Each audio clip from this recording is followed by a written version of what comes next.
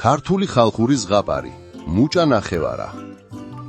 იყო და არა იყო რა, ღვთის უკეთესი რა იქნებოდა. ერთ სოფელში ცხოვრობდა ღარიბი ცოლ-ქმარი.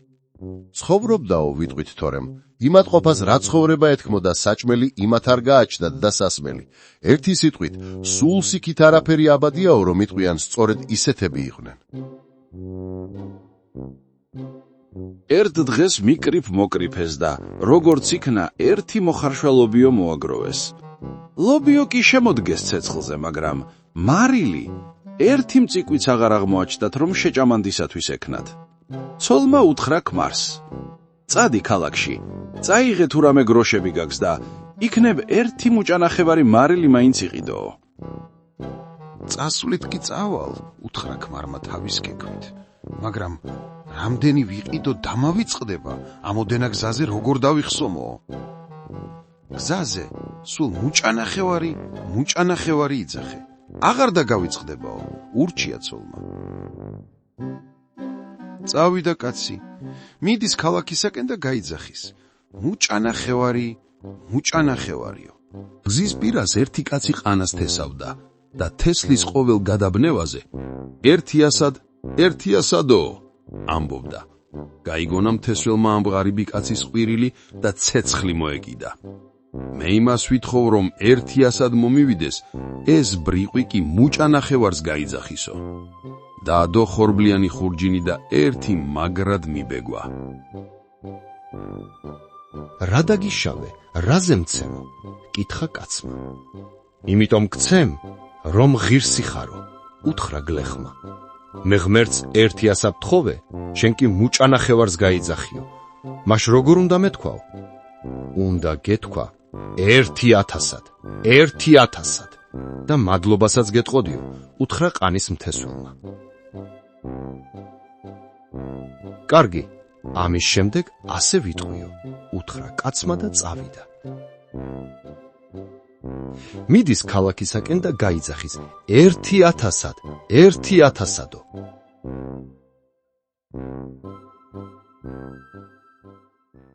გზაზე მკვდარს მოასვენებდნენ. გაიგონეს კაცის ზახილი ჭირისუფლებმა. მისდგნენ და ერთი კარგა მიბერტყეს. შევხერო და მუდრეგო, ეს ერთი მკვდარი არ ყოფნის, რომ ახლა 1000-ად არ გაგვიხდესო? მაშ როგორ უნდა მეთქვაო? კითხა კაცმა. როგორ და ღმერთმა აცხონოსო და ჩვენს პატივით გაგისტუმრებდითო. კარგით, აწისულ ასე ვიტყვიო, უთხრა კაცმა და წავიდა. მიდის ქალაქისაკენ და გაიძახის: ღმერთმა აცხონოსო. გზაზე მაყრიონი შემოხვდა, მოყავთ პატარძალი და მოიმღერია. გაიგონეს ამ კაცის ძახილი მთრალმა მაყრებმა და მათრახებით სულ თავპირი ჩამოალეწეს. შე მამაო ხრიშვილო, პატარძალი მიყვავს, ბედნიერებასა და სიცოცხლეზე უმღერით და საცხონებელს აქ რას ახედავო? მაშ რა უდავთყვაო? კითხა კაცმა. მე როგორც მასწავლეს, ისევ ამბობო.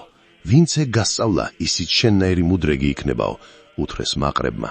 ცხონება კი არ უნდა გეთქვა. უნდა მისულიყავი ახლოს, მოგეხადა ქუდი და ხმამაღლა გიყვირა, გაუმარჯოს. კარგით, აწი ასე ვიზამო, თქვა კაცმა და გაუდგა გზას ქალაქისაკენ. მიდის და რაც ზალი და ღონე აქვს გახვირის. გაუმარჯოსო. გზაზე ერთი მონადირე ირემს ეპარებოდა. ის იყო თოფი უნდა ესროლა, რომ ირემმა გაიგონა კაცის ყვირილი და დამფრთხალი ტყეში შევარდა. მოტრიალდა გაცეცხლებული მონადირე და ურტყა თოფის კონდახი ბეჭებში: შესულ ძაღლიშვილო, რა ჭირი გაღრიალებს? ნასთვლევი ხარ ირალი, რატომ დამიფრთხეო? მაშ რა უნდა მეთქვაო? კითხა კაცმა. არაფერიც არ უნდა გეთქვა, უთხრა მონადირე. დაღუნულიყავი და ჩუმად გაგევლო. ახლა ირემი მოკლული მეყოლებოდა და კაი მწვადებსაც გაჭმევდიო.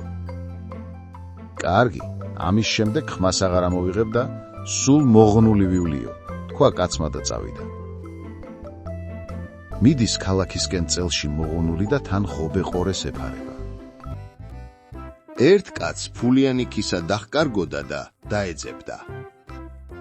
დაინახა მოღუნული კაცი დაიჭირა და უთაქა და უთაქა.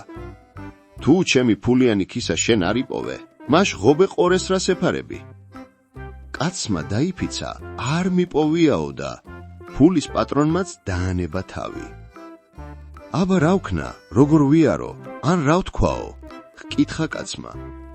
ქისის პატრონს თავისი ფულები აწუხებდა და კაცის დარდი სულაც არ ჰქონდა. ჯანდაბამდისაც გივლია და ის გითქვამს, რაც ჯერ არავის უთქვამსო. მიაძახა და ქისი საძებნულად წავიდა. დარჩა ადგილზე კაცი და აღარ იცის, როგორ მოიქცეს.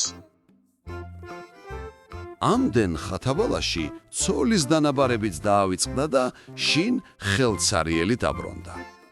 გაბრაზდა ცოლი, რატომ მარილი არ მოიტანეო და რაც ხალხმა დააკლო, თვითონ დაუმატა.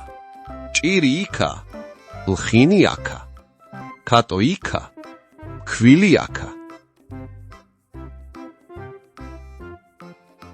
გამოიწერეთ არხი და მოიწონეთ ვიდეო, რათა ახალი ზღაპრები არ გამოტოვოთ.